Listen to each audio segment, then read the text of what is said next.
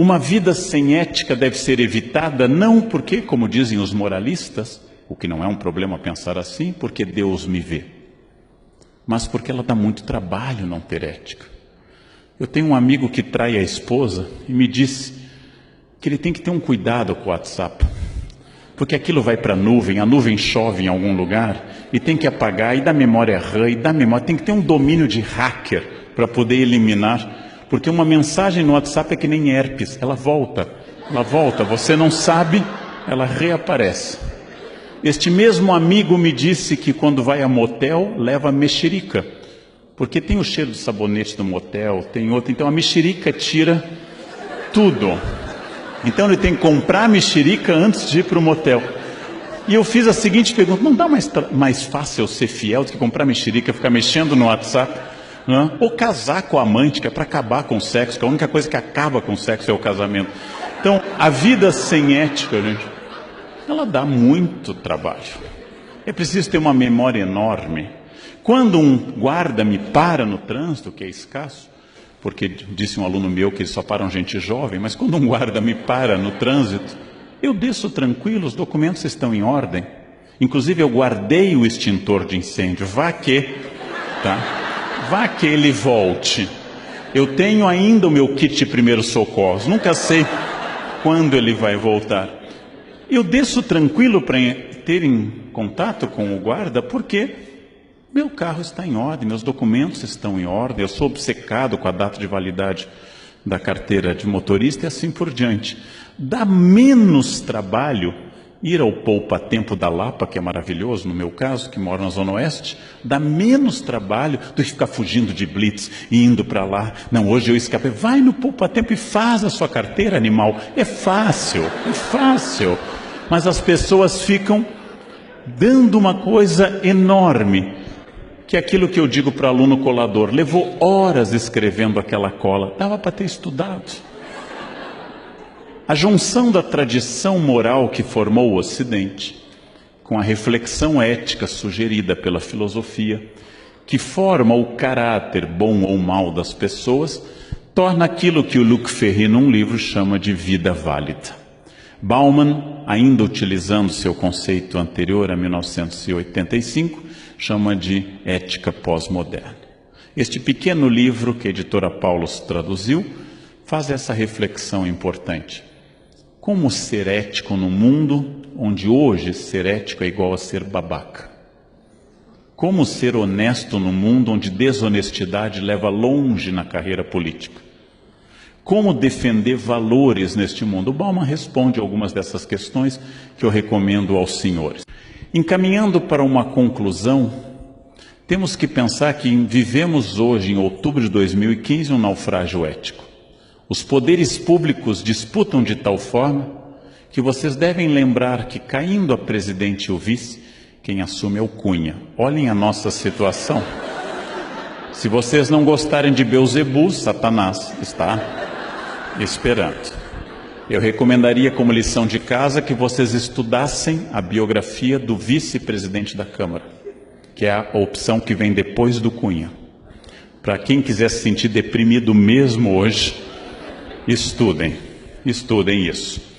As pessoas protestavam pela falta de ética, colocando a camiseta da CBF e da FIFA, e iam para a Paulista, duas instituições afogadas na falta de ética.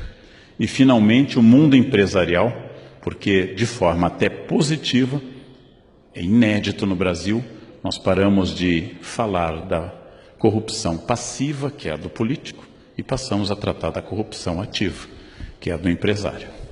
E isso é muito importante.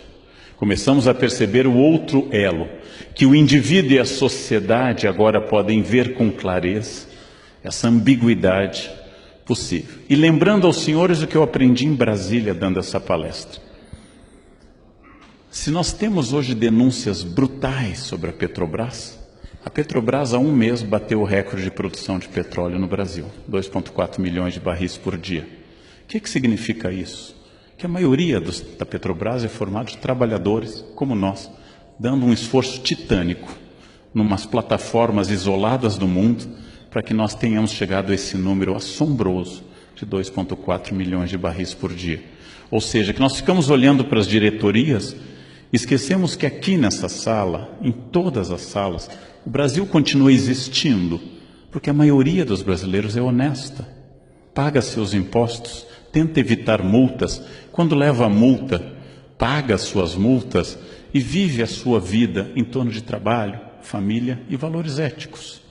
E isto é uma coisa que nós esquecemos porque nós passamos a confundir o Estado com a sociedade.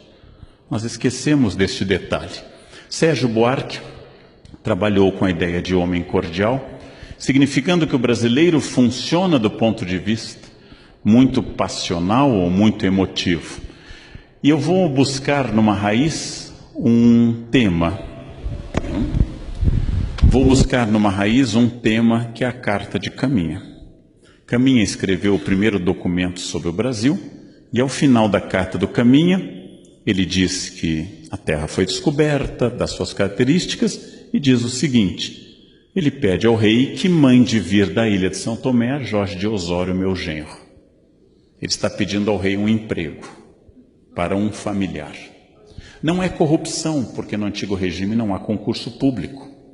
Ele não está infringindo uma regra. A única forma de ser contratado é a indicação real. Mas o Brasil começa com essa relação pessoal. Professor, o senhor vai tirar minha prova? Eu achei que nós éramos amigos. E eu respondo, amigos sim, cúmplices não. Quer dizer, a ética não depende da minha relação afetiva com você. Ela depende de regras morais. Muitas vezes eu achei que o senhor gostasse de mim, eu gosto de você, mas eu odeio o deslize ético. É uma pergunta comum no Brasil. E para piorar, isto é muito importante nós termos claro. Nós somos o país que manteve por 388 anos, dos nossos 515, a barbárie da escravidão. O que significa? Que, em primeiro lugar, o campo do trabalho foi contaminado pela noção de que trabalho é coisa de escravo.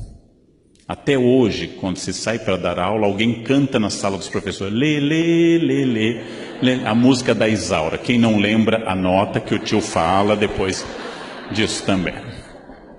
O fato de que uma parte da sociedade portuguesa e brasileira se achou no direito de trazer seres humanos à força, através de uma viagem fatal na África, e submetê-los a um serviço não remunerado e aviltante de destruição do valor humano, explica essa imagem do início do século XIX, explica por que é que os operários do Brasil começaram a ganhar direitos em 1930 e as domésticas ganharam os direitos plenos em 2015. Fundo de garantia foi aprovado este ano. É a sobrevivência da barbárie da escravidão. É a sobrevivência da ideia denunciada de forma suave em filmes como Que Horas Que Ela Volta, com a Regina Casé, que eu recomendo aos senhores, denunciada essa desigualdade, essa desumanidade, que nós transformamos essa herança bárbara. Se um branco for às compras ou ao passeio, com dois outros seres humanos carregando, um levando o lanche atrás, uma senhora, e outro guarda-chuva, essa é uma ideia que marcou as relações de trabalho pela falta de ética até hoje. Então nós temos que superar uma herança específica do Brasil, que é a herança da escravidão, que é a ideia que possa haver seres humanos inferiores, que possa haver seres humanos pelos quais eu deva fazer luto e outros pelos quais eu não preciso fazer luto, que uma chacina em Osasco não tem o peso se uma chacina que ocorresse no Oscar Freire. Nós continuamos contaminados por essa barbárie. Este é um dos defeitos éticos brasileiros, um dos mais graves. Nós selecionamos quais os seres humanos pelos quais é digno fazer luto ou não fazer luto. Isso tem a ver com essa tradição. Para piorar, é muito difícil trabalhar num país onde, segundo tanto da Mata como Richard Morse, nós afastamos o significado do significante na fala. Em outras palavras, onde a pessoa que me diz, eu vou estar chegando tipo umas 9, seja qualquer coisa entre 9 e a segunda vinda de Jesus, ou seja, que eu não tenha a menor ideia a esse respeito. O fato de que nossa fala não contém ação concreta. Quem pode fazer esse relatório ela não contém ação concreta, é uma grande questão. E o problema eterno, o mais grave, aquele que mais nós devíamos deter, é o duplo discurso de exigência ética absoluta para os outros, especialmente para os governantes, o que é correto, mas uma frouxidão absoluta com a exigência da minha ética. Ou seja, a ética dos outros é uma ética duríssima, a minha ética é uma ética frouxa. Quando eu começar a pensar objetivamente que é muito grave, talvez seja a coisa mais grave, alguém desviar dinheiro público para benefício privado, é menos grave, mas continua sendo grave, estacionar na vaga de idoso ou de cadeirante. É menos grave, prejudica menos gente, mas continua sendo um deslize ético. É muito grave furar a fila. É muito grave comprar carteira de estudante para ter direito à meia entrada. É muito grave fazer essas coisas. Não é a coisa mais grave do mundo. A podridão política tira dinheiro da merenda escolar para o apartamento em Miami. Isto é o limite da barbárie. Por que ser ético? Por que seguir a ética? Por que tentar ser bom? Por que implantar normas? Talvez o mais fácil seja respondendo com países onde a resposta foi não, que é a Síria. A Síria deu não a essas respostas. Não quero dialogar com você, não quero estabelecer contato ético, não respeito seu direito à existência. Resultado, a população inteira da Síria está se jogando no mar, porque não é mais possível ficar em terra. Este ponto de barbárie é a falência da ética. Não cabe ao governo implantar o paraíso, cabe ao governo evitar o inferno. É a frase de João Pereira Coutinho num livro conservador. Não cabe a cada um de nós implantar o paraíso no mundo. Não é possível, talvez, mas é possível imaginar que ao menos no meu pequeno universo, onde eu trabalho, no meu serviço público, na minha família, nas ruas da minha cidade, quando eu dirijo, que aquele espaço seja o mais ético possível, seja o mais cheio de valores, porque isso torna a vida viável, não porque alguém esteja me olhando, mas porque eu vivo naquele espaço. E esta é a grande questão ética, é o grande desafio que, com esperança, eu noto neste momento brasileiro. Nós estamos num desafio ético enorme e na chance de mudar tudo. A crise econômica tornou a ética visível, porque em época de abundância econômica ninguém critica a falta de ética. Crimes maiores cometidos no passado foram deixados de lado. Desemprego e inflação nos tornam mais aristotélicos. Farinha pouca, meu pirão primeiro. Estamos mais egoístas. Isso talvez seja bom. Chegou a hora de fazer uma transformação que começa com cada um de nós. É essa questão que hoje me preocupa muito, que hoje me anima muito. Imaginar um país grande, diverso, com mais de 200 milhões de habitantes, com pessoas muito variadas, falando grosso modo a mesma língua, com uma certa tradição histórica, quase todo mundo. Onde eu dei palestra nos últimos meses, Bahia, Pernambuco, todos os lugares, Brasília, Rio Grande do Sul, Curitiba, em todos os lugares, as pessoas apontando a mesma coisa. Todos querem uma nação mais ética, todos querem um país mais justo. E nós talvez, curiosamente, tenhamos dado o primeiro passo nesse sentido. Só que quando eu lanceto o furúnculo, a primeira reação não é agradável. Eu estou colocando décadas de falta de discurso ético para fora.